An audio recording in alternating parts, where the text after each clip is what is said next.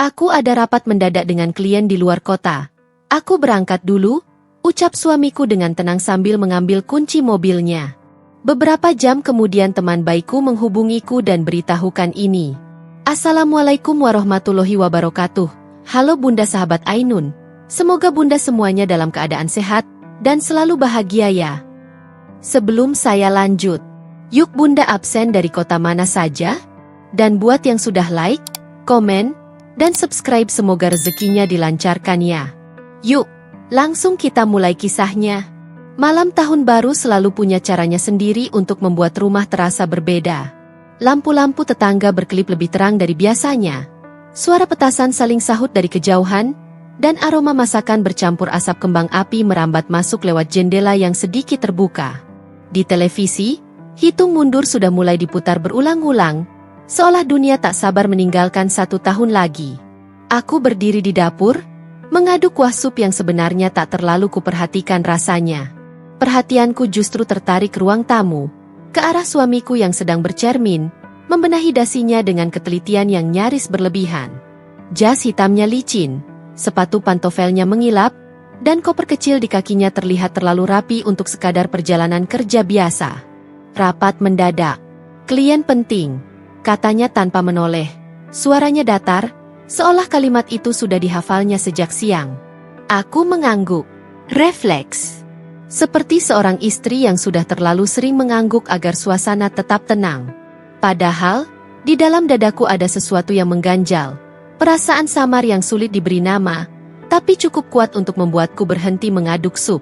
Ia menutup koper dengan bunyi klik yang bersih. Tidak ada tergesa. Tidak ada wajah lelah. Tidak ada keluhan seperti biasanya jika benar-benar akan bekerja. Justru ketenangannya itulah yang terasa ganjil. Terlalu rapi. Terlalu siap. Terlalu sempurna untuk seseorang yang katanya dipanggil mendadak. Kamu nggak apa-apa sendirian malam ini? Tanyanya sambil meraih jam tangan di meja. Nada suaranya terdengar sopan, bukan hangat.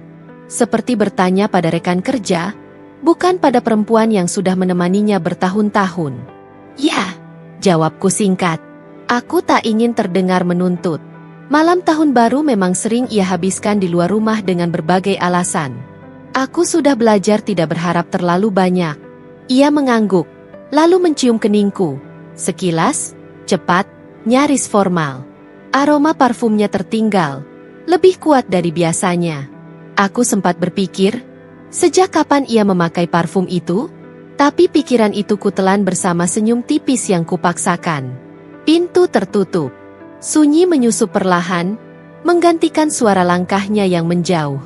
Aku berdiri di tempat yang sama beberapa detik, menatap gagang pintu, seolah berharap pintu itu terbuka kembali dan ia berkata bahwa semuanya hanya salah paham. Tapi tentu saja tidak. Aku kembali ke dapur, mematikan kompor. Sup itu tiba-tiba terasa tidak penting. Di ruang tamu, televisi terus berbicara tentang pesta, kembang api, dan harapan-harapan baru. Aku duduk di sofa, memeluk bantal, mencoba meyakinkan diri bahwa ini hanya perasaanku saja. Namun ada satu hal yang terus mengganggu pikiranku, tas koper kecil itu. Ia tak pernah membawa koper jika hanya rapat 1 malam. Dan dasi yang dipilihnya, itu bukan dasi kerja biasa. Itu dasi yang ia kenakan saat ingin terlihat istimewa. Aku menghela napas panjang. Mungkin aku terlalu curiga. Mungkin aku hanya kesepian. Tapi di sudut hatiku, ada bisikan lirih yang tak bisa kuabaikan. Izin itu terlalu rapi, terlalu sempurna, seperti sebuah kebohongan yang sudah direncanakan matang. Di luar, suara petasan semakin ramai. Tahun baru sebentar lagi tiba. Dan entah mengapa, aku merasa hidupku juga akan memasuki sesuatu yang sama sekali baru. Bukan perayaan, melainkan kebenaran yang pelan-pelan mendekat, menunggu saat yang tepat untuk menyingkapkan wajah aslinya. Ledakan kembang api pecah bertubi-tubi di langit, memantul di kaca jendela seperti kilatan cahaya yang terlalu ramai untuk sebuah rumah yang kosong. Aku berdiri di dekat jendela, tirai sedikit tersibak, menatap warna-warni yang mekar dan mati begitu saja. Orang-orang di luar bersorak. Teriakan bahagia terdengar samar, seperti berasal dari dunia lain, dunia yang malam ini tidak kutinggali. Jam dinding berdetak pelan. Angkanya sudah berganti. Tahun baru resmi dimulai.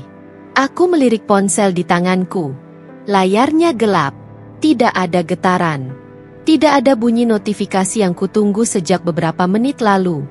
Biasanya, seberapapun sibuknya ia, selalu ada satu pesan singkat darinya. Hanya sekadar, "Selamat Tahun Baru." Kalimat sederhana, tapi cukup untuk menenangkan hati seorang istri yang sendirian. Malam ini tidak ada apa-apa. Aku mencoba berpikir logis. Mungkin rapatnya benar-benar serius. Mungkin ia sedang presentasi. Mungkin ponselnya disimpan di dalam tas.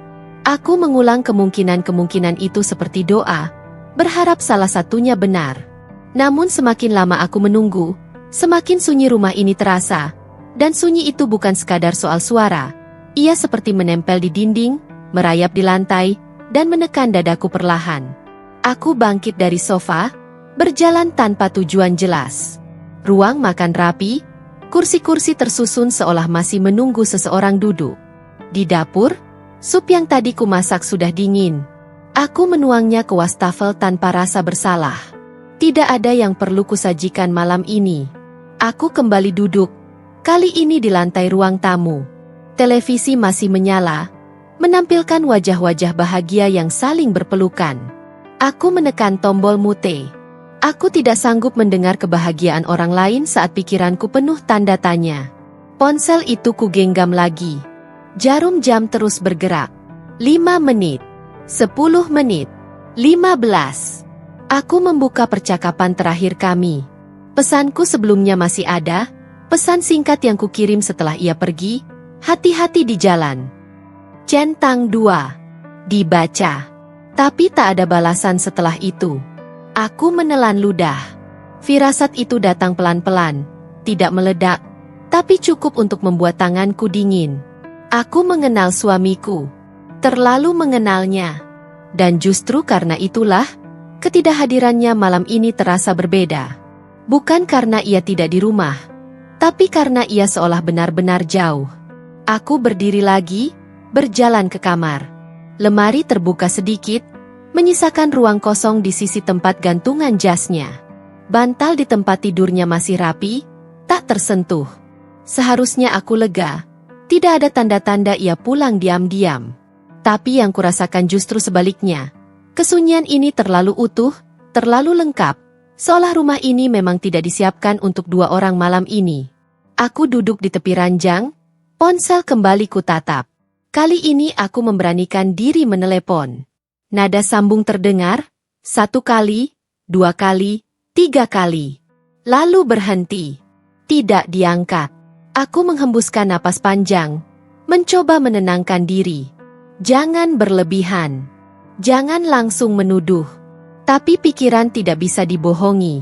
Ada celah-celah kecil yang mulai terbuka, dan dari sanalah berbagai kemungkinan buruk menyelinap masuk. Aku mematikan lampu kamar dan kembali ke ruang tamu. Duduk lagi di sofa, memeluk lutut sendiri. Di luar, kembang api sudah mulai berkurang. Suara sorak-sorai mereda, digantikan tawa yang menjauh. Tahun baru berjalan, sementara aku terjebak di satu titik yang tak bergerak. Aku tidak tahu apa yang sedang dilakukan suamiku malam ini. Tapi satu hal mulai kupahami dengan jelas. Rumah yang terlalu sunyi ini bukan sekadar kebetulan. Ia adalah pertanda. Dan firasat yang sejak tadi berusaha kuabaikan kini tumbuh menjadi sesuatu yang lebih berat. Sesuatu yang diam-diam bersiap mengubah hidupku, dimulai dari malam yang seharusnya penuh harapan. Pukul 22.47. Angka itu tertera jelas di layar ponselku, menyala di tengah ruang tamu yang lampunya sengaja tidak kunyalakan. Aku tahu betul jam itu karena sejak tadi aku terus mengecek waktu. Seolah menit-menit yang berjalan bisa memberiku jawaban. Getaran singkat itu membuat jantungku berdegup lebih keras dari ledakan kembang api manapun. Nama Dina muncul. Aku langsung duduk tegak. Dina bukan tipe orang yang mengirim pesan tanpa alasan. Apalagi di malam tahun baru. Jarinya bukan jari basa-basi. Ia hanya menulis jika ada sesuatu yang penting. Atau sesuatu yang buruk.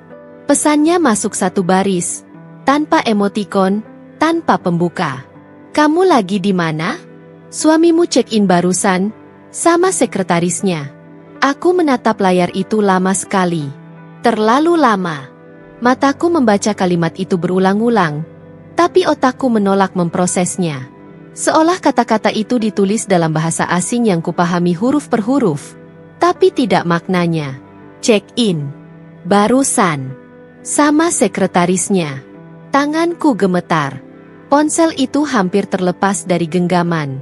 Dadaku terasa sesak, seperti ada sesuatu yang menekan dari dalam, membuat napasku pendek-pendek. Dunia seakan berhenti berputar, bukan karena suara di luar hilang, tapi karena semua suara di dalam kepalaku mendadak lenyap. Aku menelan ludah, lalu membalas dengan jari yang kaku. Di rumah. Kamu serius, Din? Balasan itu terasa bodoh bahkan sebelum kukirim. Tentu saja dia serius. Dina bukan orang yang bercanda soal hal seperti ini. Ia bukan tipe yang menyebar gosip, apalagi tentang pernikahanku. Ia temanku sejak SMA. Ia tahu betul aku bukan perempuan yang kuat menerima kejutan semacam ini. 3 titik muncul. Muncul lagi. Aku menunggu dengan napas tertahan. Serius. Ini hotelku. Aku pemiliknya. Kamu lupa? Sistem resepsionis otomatis kirim notifikasi ke aku. Aku kaget lihat namanya. Aku memejamkan mata. Kepalaku terasa ringan, seolah seluruh darahku naik ke atas lalu menguap begitu saja. Hotel milik Dina. Hotel yang sering kuceritakan pada suamiku dengan nada santai. Hotel yang katanya strategis, nyaman, dan privat. Hotel itu. Aku berdiri, langkahku sempoyongan menuju dapur. Aku menuangkan segelas air, tapi air itu tak sampai ke bibir.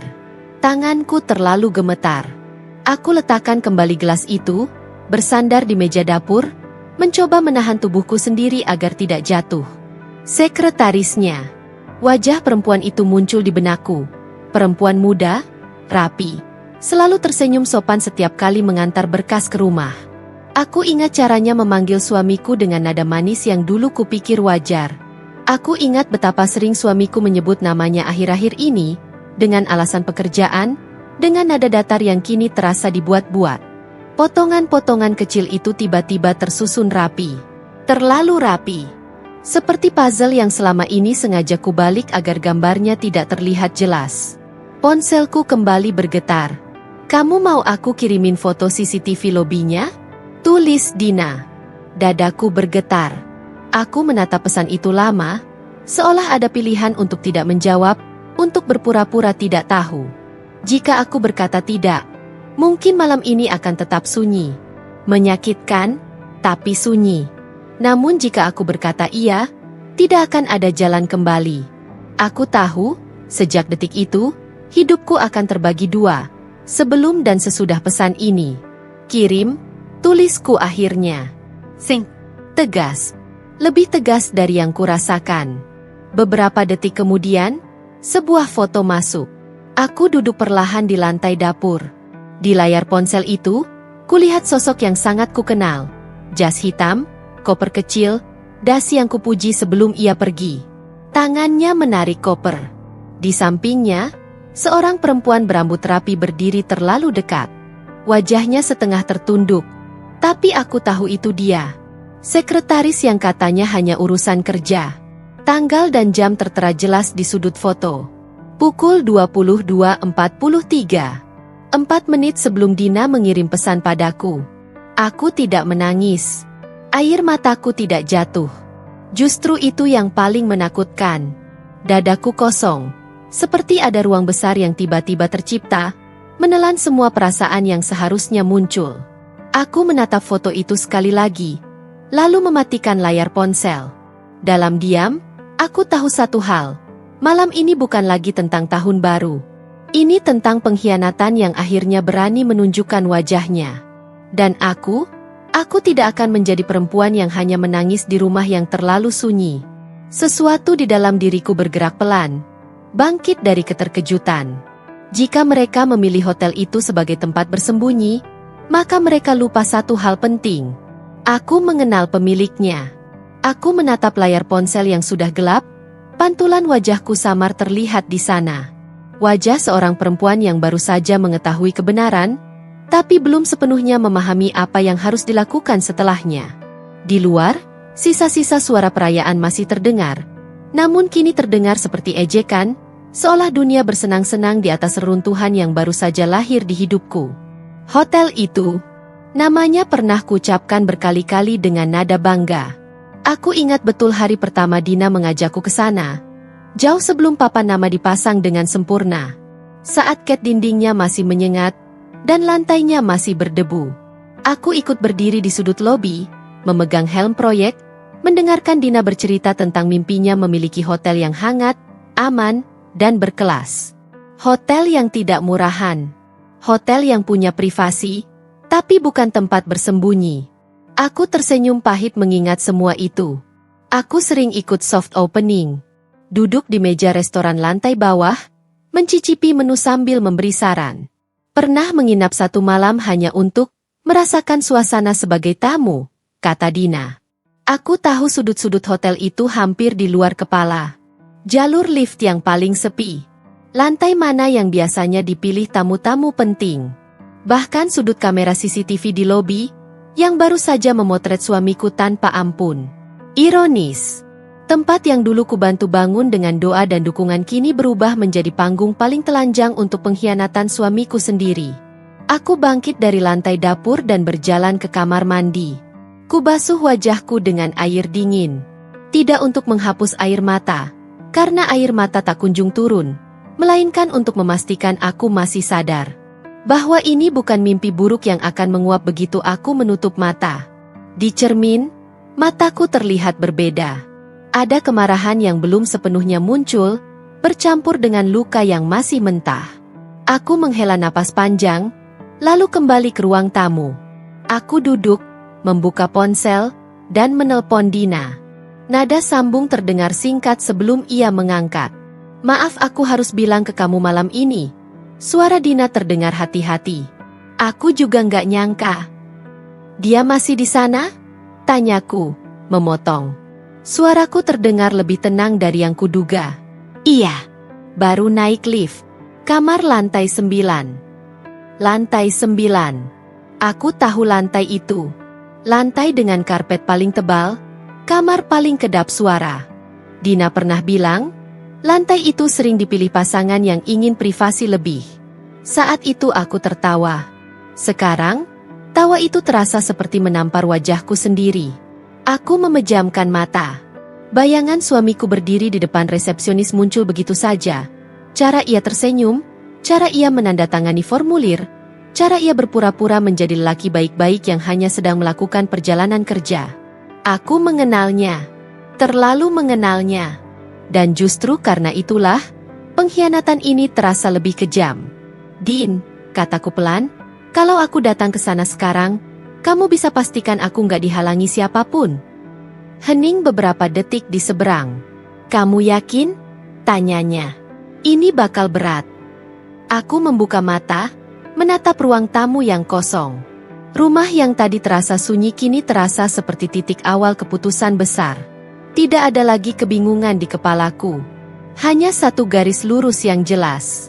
Aku nggak mau pulang ke rumah ini sebagai perempuan yang pura-pura nggak tahu. Jawabku. Dina menghela napas. Aku atur. Kamu langsung ke lobi belakang. Aku tunggu. Telepon terputus. Aku berdiri, mengambil jaket, meraih kunci mobil. Tanganku sudah tidak gemetar lagi. Setiap gerakan terasa mekanis, tapi mantap. Di ambang pintu, aku sempat berhenti sejenak, menatap rumah ini, tempat aku pernah percaya, pernah berharap, pernah menunggu. Kau yang memilih ini, gumamku pelan, entah pada siapa. Pintu tertutup di belakangku. Mesin mobil menyala. Jalanan malam tahun baru masih ramai, tapi aku melaju dengan fokus yang tak pernah kurasakan sebelumnya. Aku tidak tahu apa yang akan kulihat nanti. Aku hanya tahu satu hal. Hotel yang kukenal baik itu akan menjadi saksi bukan hanya pengkhianatan mereka, tetapi juga awal dari diriku yang tidak lagi diam. Aku menghentikan mobil di tepi jalan, tepat di bawah lampu kota yang cahayanya pucat dan dingin. Tanganku masih menggenggam setir, Tapi pikiranku tertinggal jauh di belakang, terseret oleh satu persatu kepastian yang mulai jatuh seperti palu. Ponselku kembali bergetar. Kali ini bukan getaran ragu, melainkan getaran vonis. Nama Dina muncul lagi. Aku tidak langsung membuka pesannya. Dadaku naik turun, napasku terasa dangkal. Ada bagian dari diriku yang berharap, bodohnya, bahwa ini hanya kelanjutan dari mimpi buruk. Bahwa jika aku menunda membacanya, kenyataan juga akan ikut menunggu. Tapi hidup tidak pernah sebaik itu pada perempuan yang terlalu lama percaya. Aku membuka pesan itu. Sebuah foto memenuhi layar. Bukan wajah. Bukan pelukan. Justru itulah yang membuatnya lebih kejam. Layar komputer resepsionis, tertangkap jelas, 2 nama tercantum dalam satu reservasi. Nama suamiku. Nama sekretarisnya. Tanggal yang sama. Jam check-in yang sama. Keterangan kamar tertera tegas di bawahnya.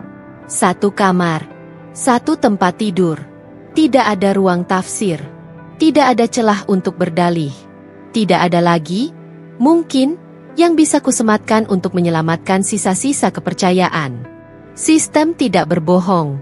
Angka-angka itu berdiri dingin, objektif, dan tak peduli pada pernikahan siapa yang mereka hancurkan. Tanganku gemetar hebat. Ponsel itu hampir terlepas lagi, tapi kali ini aku menggenggamnya lebih kuat.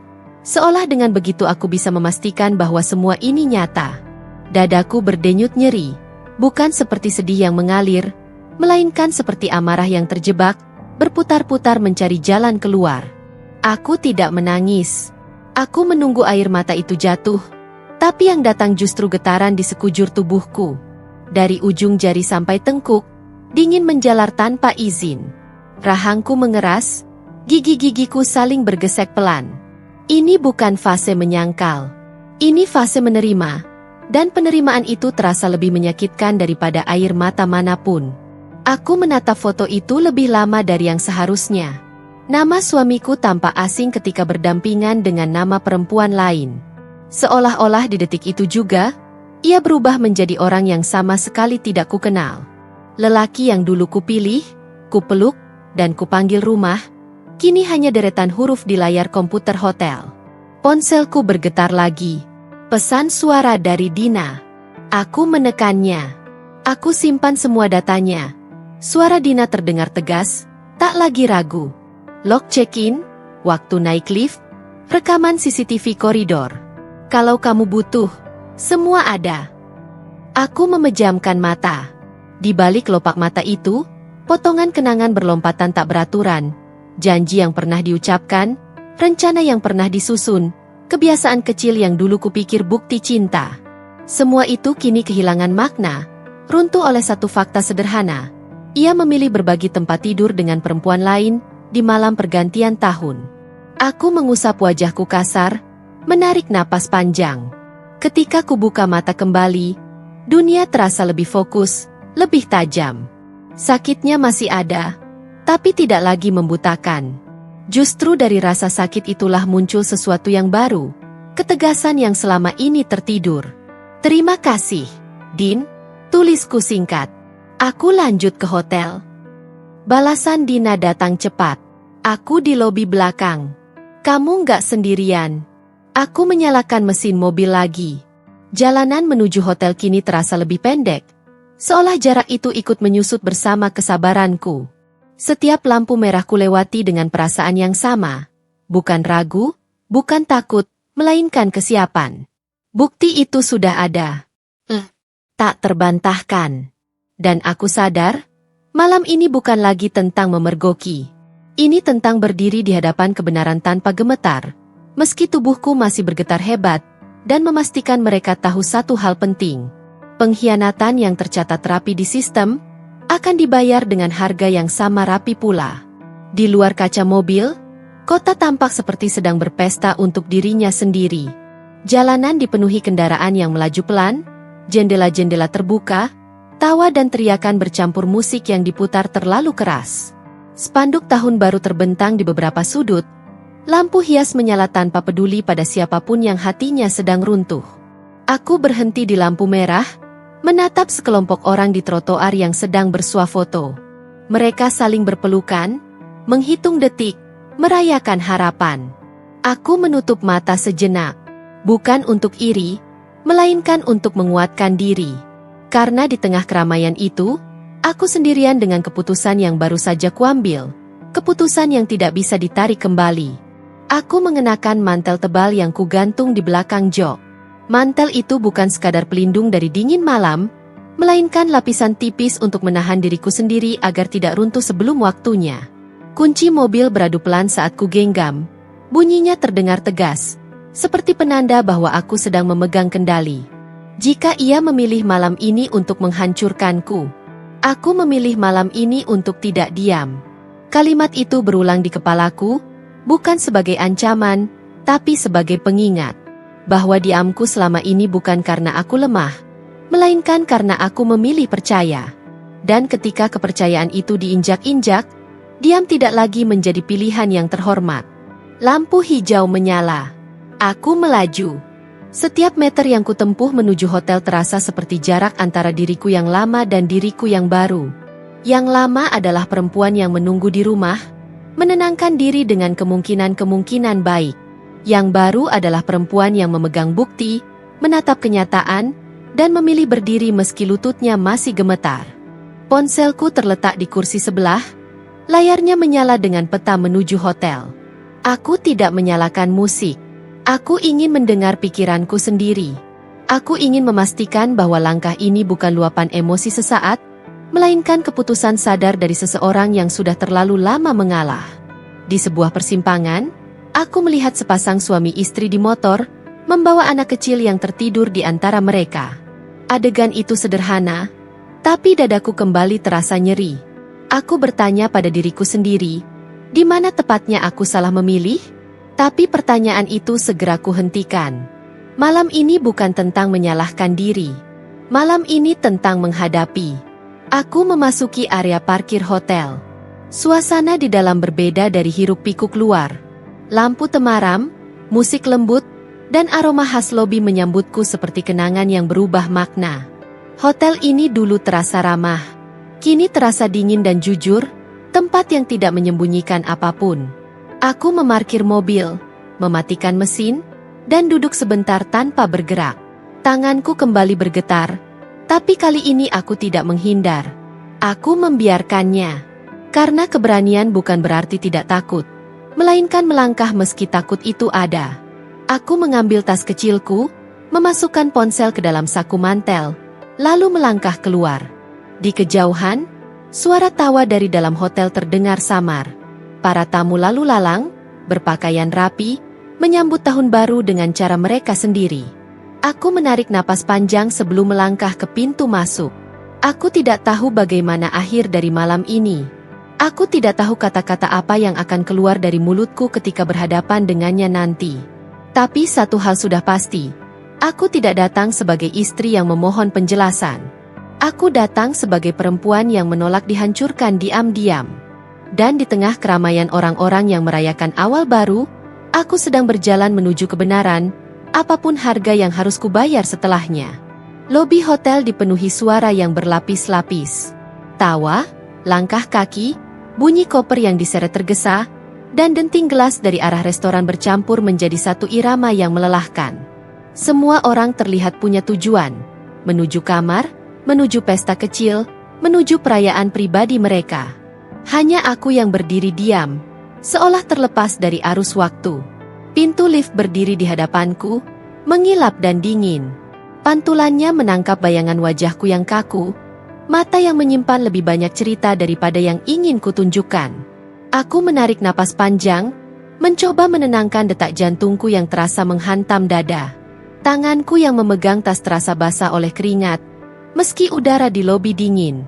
Aku menekan tombol lantai 9. Angka itu menyala merah. Lift belum datang. Aku berdiri di antara dua pasangan yang tertawa pelan, membicarakan rencana setelah tengah malam. Aku mendengar potongan kalimat, tentang resolusi, tentang harapan, tentang cinta yang ingin dijaga lebih baik tahun ini. Aku ingin tertawa pahit.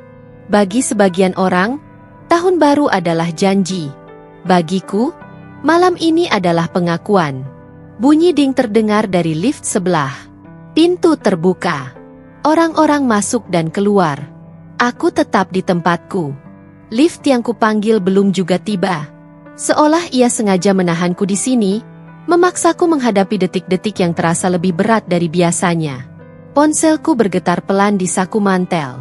Pesan dari Dina. Aku di ruang kontrol. Kamu aman. Ambil lift kanan. Kamera koridor aktif.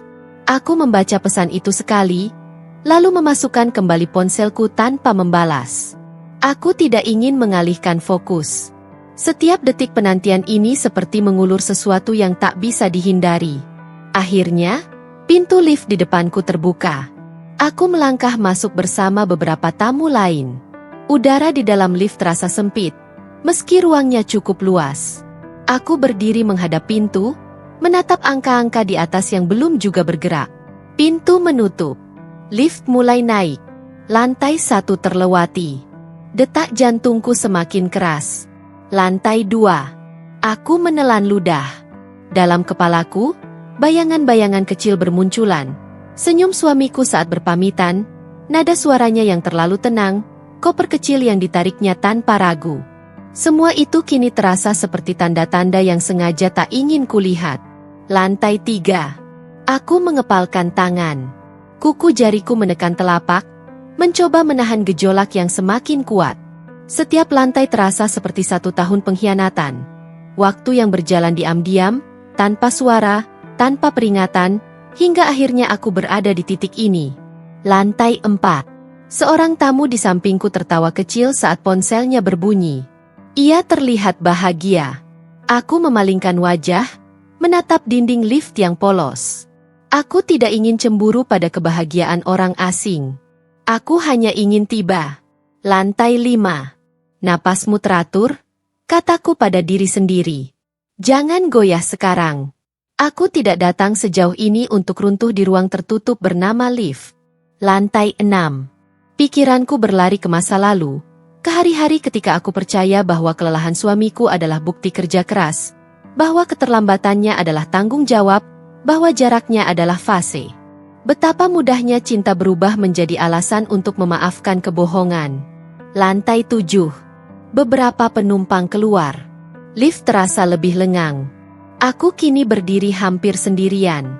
Sunyi yang tercipta justru membuat bunyi mesinnya terdengar lebih jelas, berdengung pelan seperti detik jam yang diperbesar. Lantai 8. Dadaku sesak. Aku meraih dinding lift sebentar, menyeimbangkan tubuh. Tidak ada jalan kembali. Bahkan jika aku ingin, kakiku sudah memilih untuk terus melangkah. Ding! Lantai 9. Pintu lift terbuka perlahan. Koridor panjang terbentang di hadapanku, berlapis karpet tebal, dengan lampu-lampu temaram yang menciptakan bayangan panjang di lantai. Udara di sini terasa lebih sunyi, lebih pribadi, seolah dunia di luar lift sengaja ditinggalkan. Aku melangkah keluar. Saat pintu lift menutup kembali di belakangku, aku tahu satu hal dengan pasti, waktu menunggu telah usai. Yang tersisa hanyalah keberanian untuk melangkah beberapa meter ke depan, menuju pintu yang akan mengubah segalanya. Koridor lantai 9 terasa lebih sunyi dari yang kubayangkan. Karpet tebal meredam langkah kakiku, seolah hotel ini sengaja menyembunyikan setiap rahasia yang terjadi di balik pintu-pintunya. Lampu-lampu dinding memancarkan cahaya kekuningan yang lembut, terlalu lembut untuk sebuah malam yang sedang mengguncang hidupku. Aku berhenti beberapa langkah sebelum kamar itu. Nomor kamarnya tertera jelas, hitam di atas pelat logam. Aku tidak menyentuhnya. Aku hanya menatap, seperti menatap sesuatu yang dulu punya makna sakral, kini berubah menjadi sekadar angka tanpa jiwa. Pintu ini bukan sekadar pintu hotel. Ia adalah batas terakhir antara kebohongan yang rapi dan kenyataan yang telanjang. Aku berdiri di depannya. Dari balik pintu, terdengar suara. Tawa. Bukan tawa keras. Bukan pula tawa mabuk. Tawa ringan. Lepas, tawa yang ku kenal. Tawa yang dulu sering ku dengar di ruang tamu rumah kami, di sela makan malam sederhana, di akhir percakapan sebelum tidur. Tawa yang seharusnya menjadi milikku, menjadi bagian dari kehidupan yang kami bangun bersama. Dadaku seperti diremas. Napasku tercekat sesaat. Itu tawanya. Dan tawa itu tidak sendirian. Ada suara perempuan menyahut. Lebih pelan, lebih dekat. Intim. Aku tidak perlu mendengar kata-katanya. Kedekatan suara itu sudah cukup menjadi jawaban atas semua pertanyaan yang selama ini kubendung. Aku memejamkan mata. Dalam sepersekian detik, kenangan-kenangan berdesakan masuk. Cara suamiku mengetuk pintu kamar mandi saat aku terlalu lama di dalam. Kebiasaannya bercanda tentang hal-hal kecil. Suara tawanya yang selalu membuatku merasa pulang. Semua itu kini terdistorsi. Tercemar oleh kenyataan bahwa ia mampu tertawa seperti itu, tanpaku. Tanganku terangkat perlahan. Ada getaran kecil, tapi tidak lagi seperti tadi. Ini bukan gemetar ragu. Ini gemetar marah yang terkendali. Aku menarik napas panjang, menguatkan diri, lalu mengetuk. Selik. Tidak ada reaksi. Aku mengetuk lagi. Lebih keras. Tawa di dalam terhenti sejenak. Aku bisa merasakan keheningan mendadak di balik pintu. Hening yang padat, penuh tanda tanya. Jantungku berdegup keras, tapi langkah kakiku tetap menjejak lantai dengan mantap. Aku mengetuk lagi. Keras. Bukan ketukan sopan tamu hotel. Ini ketukan seorang istri yang tidak lagi meminta izin untuk masuk ke dalam kebohongan. Dari balik pintu terdengar suara langkah tergesa. Ada bisik-bisik panik. Aku menangkap satu potong kalimat yang terputus, cukup untuk memastikan bahwa kehadiranku tidak pernah mereka perhitungkan. Aku berdiri tegak, bahuku lurus. Di dalam diriku, ada sesuatu yang runtuh, tapi ada juga sesuatu yang bangkit bersamaan. Pintu ini, yang bagi mereka mungkin hanya pemisah ruangan, bagiku adalah simbol terakhir dari kesetiaan yang telah mereka injak. Aku tidak tahu apa yang akan kulihat saat pintu itu terbuka. Aku tidak tahu kata-kata apa yang akan keluar dari mulutku. Tapi aku tahu satu hal dengan pasti. Pintu ini tak lagi sakral. Dan apapun yang terjadi setelahnya, tidak ada lagi ruang untuk berpura-pura. Pintu itu terbuka perlahan. Seolah tangan di baliknya ragu antara menyambut atau menghindar. Celah kecil muncul lebih dulu. Lalu wajah yang sangat kukenal menampakkan diri. Wajah yang kini tampak asing. Mata suamiku membesar. Warna di wajahnya seketika memudar. Seperti seseorang yang baru saja kehilangan pijakan. "Ka, kamu?" Suaranya tercekat. Ia berdiri setengah di balik pintu. Kemeja putihnya kusut, kancing atasnya terbuka. Tidak perlu pengamatan lama untuk tahu bahwa ini bukan suasana rapat. Tidak ada map. Tidak ada laptop terbuka. Tidak ada tanda-tanda profesionalisme yang tadi siang ia janjikan. Di belakangnya, kulihat gerakan cepat. Seorang perempuan meraih jubah hotel, menyampirkannya dengan tangan gemetar, berusaha menutupi tubuhnya. Sekretarisnya. Rambutnya masih sedikit basah, wajahnya pucat, matanya menunduk menghindari tatapanku, bukan karena malu, melainkan karena ketahuan. Aku melangkah satu langkah ke depan. Aroma kamar itu langsung menyergap. Parfum yang bukan milikku, bercampur wangi sabun hotel. Bau yang akan terus kuingat, meski aku tidak ingin. "Ini rapat?" tanyaku dingin. Nada suaraku datar. Terlalu datar untuk sebuah pertengkaran. Tapi justru ketenangan itu yang membuat udara di antara kami terasa semakin berat. Suamiku menelan ludah. Bahunya sedikit turun, seolah kalimat itu menekan tubuhnya. "Dengar dulu," katanya cepat, berusaha menutup pintu setengah badan, tapi aku sudah berdiri tepat di depannya.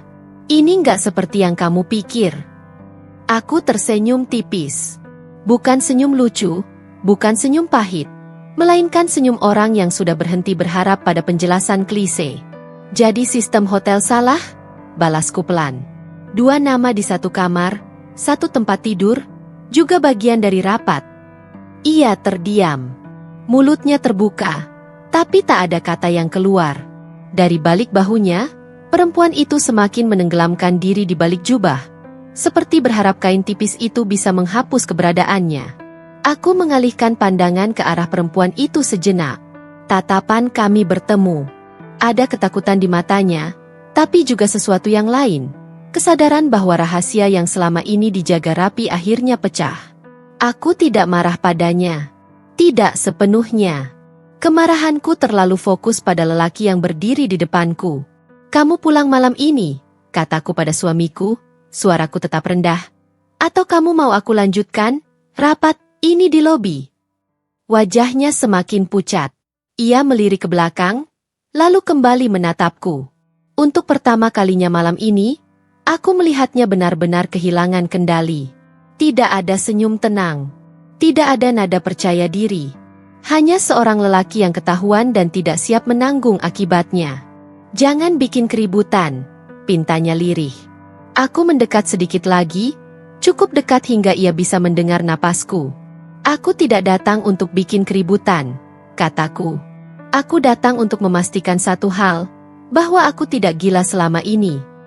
Koridor di belakangku tetap sunyi. Tidak ada tamu yang lewat. Tidak ada saksi selain kami bertiga dan dinding hotel yang bisu. Tapi keheningan itu justru terasa seperti panggung yang terlalu terang.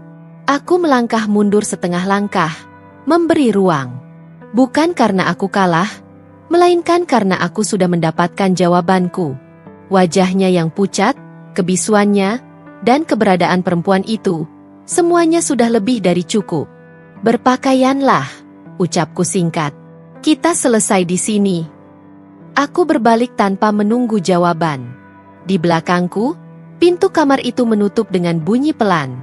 Tapi aku tahu, yang tertutup bukan hanya pintu hotel, melainkan satu bab kehidupan yang tidak akan pernah bisa mereka buka kembali dengan cara yang sama. Aku melangkah keluar dari depan kamar itu dengan punggung tegak.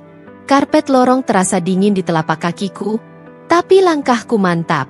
Ada sesuatu yang sudah kuputuskan di detik pintu itu terbuka tadi, bahwa aku tidak akan membawa pulang malu ini sendirian. Tidak lagi. Aku berhenti di tengah lorong. Lampu temaram memantulkan bayanganku di dinding. Bayangan seorang perempuan yang tidak lagi berusaha menutup-nutupi kenyataan demi menjaga citra orang lain. Aku menarik napas panjang, lalu membuka suara. Tidak berteriak, tidak histeris. Aku berbicara jelas. Nama suamiku adalah... Aku menyebut namanya dengan lantang. Suara menggema di lorong panjang itu, dan perempuan di dalam kamar itu adalah sekretarisnya. Beberapa pintu kamar terbuka pelan. Wajah-wajah penasaran muncul, setengah terkejut, setengah menikmati tontonan yang tak mereka rencanakan. Langkah kaki terdengar mendekat.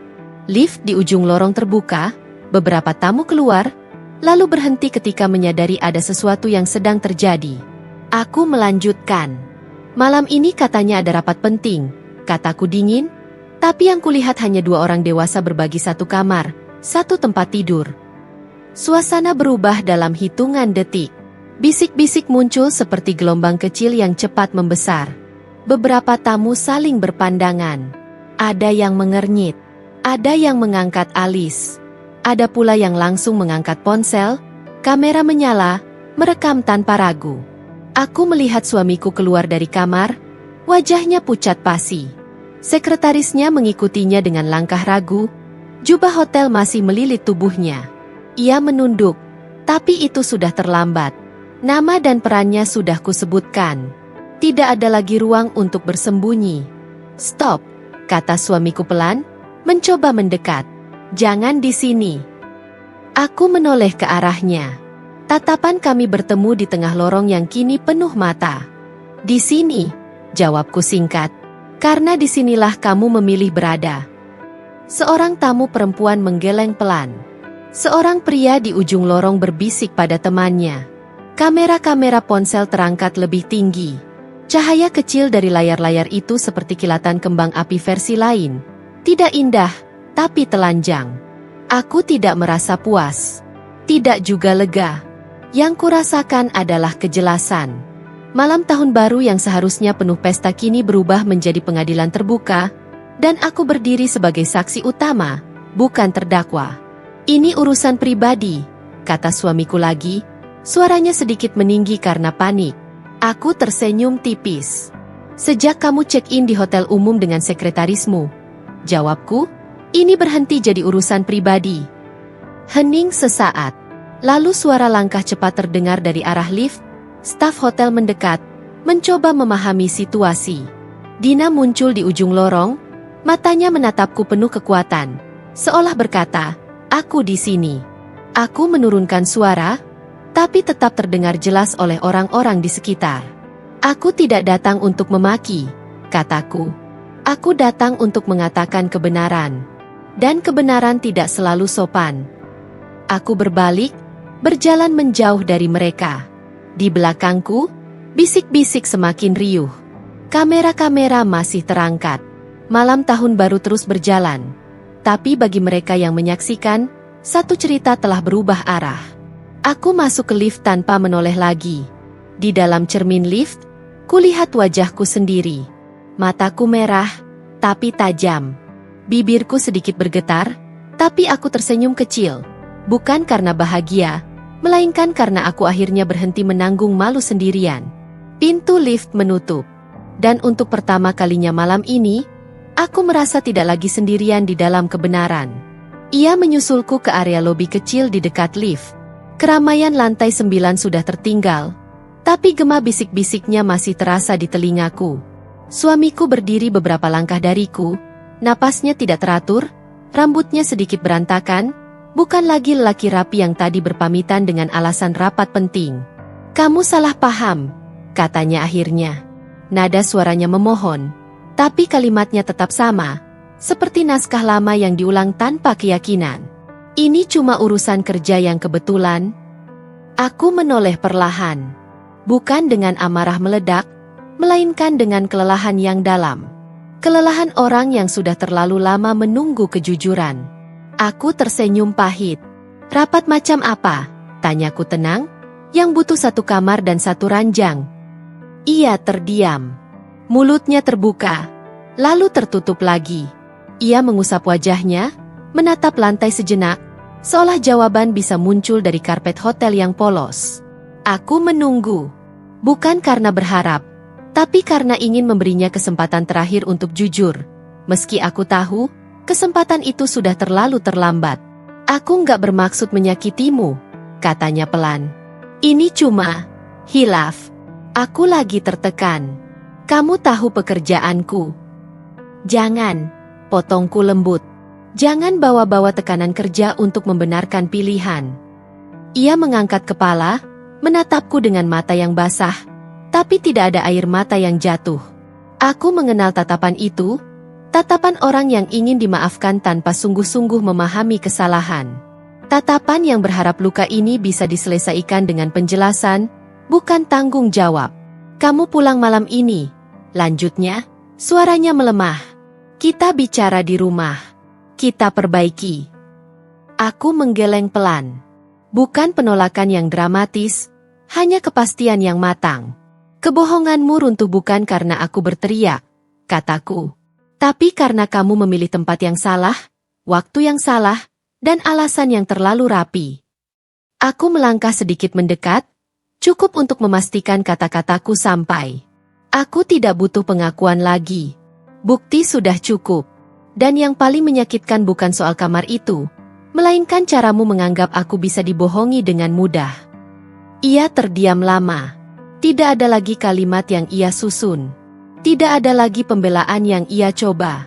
Di antara kami, jarak itu terasa lebih jauh dari sebelumnya.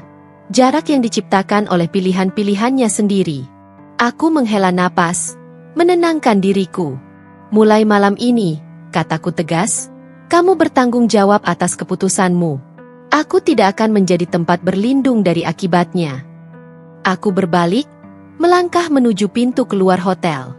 Di luar, sisa kembang api masih sesekali meletup, seperti penanda bahwa waktu terus berjalan, tak peduli pada siapapun yang tertinggal. Tak ada jawaban yang cukup. Dan untuk pertama kalinya, aku tidak lagi mencarinya.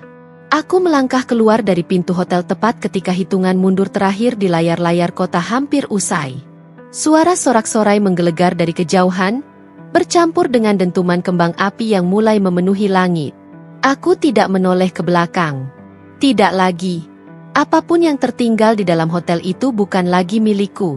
Udara malam menyentuh wajahku. Dingin, nyata. Aku menarik napas panjang, napas yang terasa berbeda dari sebelumnya. Tidak sesak, tidak tergesa. Untuk pertama kalinya malam ini, napasku benar-benar milikku sendiri. Aku berjalan menuju mobil dengan langkah pelan. Jalanan di depan hotel ramai oleh orang-orang yang tertawa, saling berpelukan, mengucapkan selamat tahun baru. Mereka tidak tahu apa yang baru saja terjadi padaku, dan itu tidak penting. Hidup tidak menunggu kita selesai berduka untuk terus berjalan.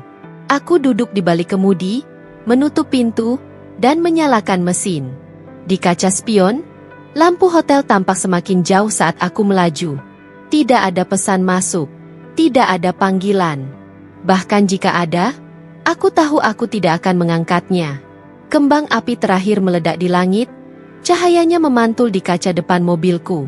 Warna-warni itu indah, bukan karena merayakan apa yang hilang, melainkan karena menandai apa yang dimulai. Tahun baru tanpa dia. Aku berhenti sejenak di pinggir jalan, mematikan mesin. Aku ingin mengingat momen ini dengan jelas. Aku ingin mengingat bagaimana rasanya berdiri di ambang hidup yang berbeda, dengan hati yang luka tapi utuh. Aku kehilangan suami, tapi aku menemukan diriku kembali.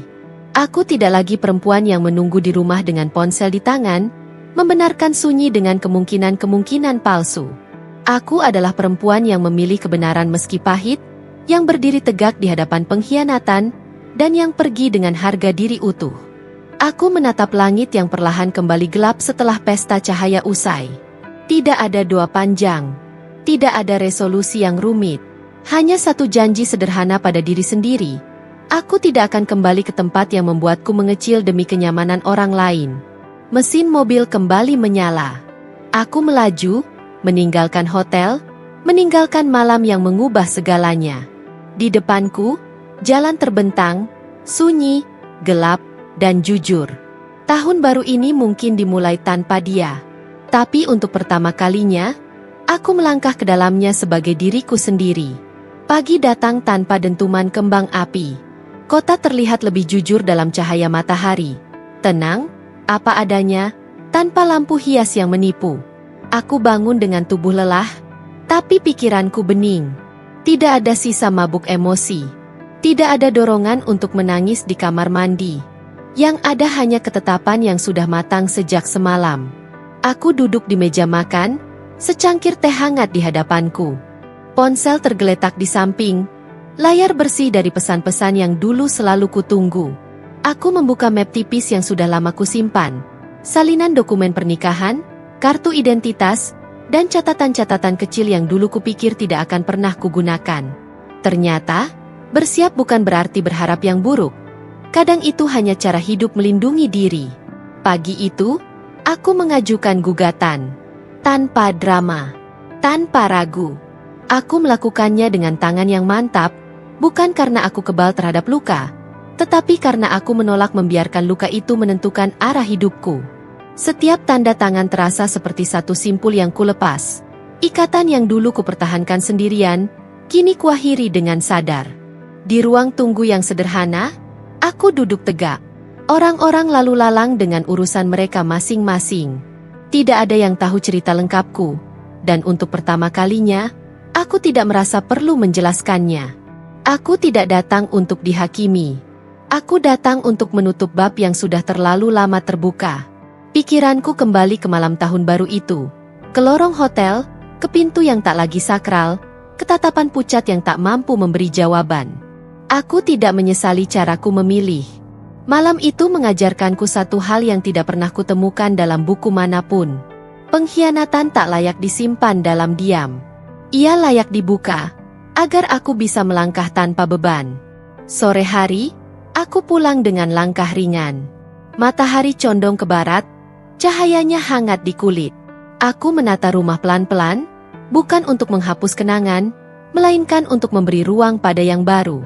Beberapa benda kupindahkan, beberapa kusimpan. Tidak semua harus dibuang untuk bisa sembuh. Malamnya, aku berdiri di depan jendela, menatap langit yang tenang. Tidak ada kembang api, tidak ada sorak-sorai. Tapi ada kedamaian yang selama ini tidak pernah benar-benar kumiliki. Aku mungkin kehilangan suami, tapi aku memenangkan sesuatu yang jauh lebih berharga. Harga diriku. Dan dengan harga diri itu, aku melangkah ke hari-hari berikutnya.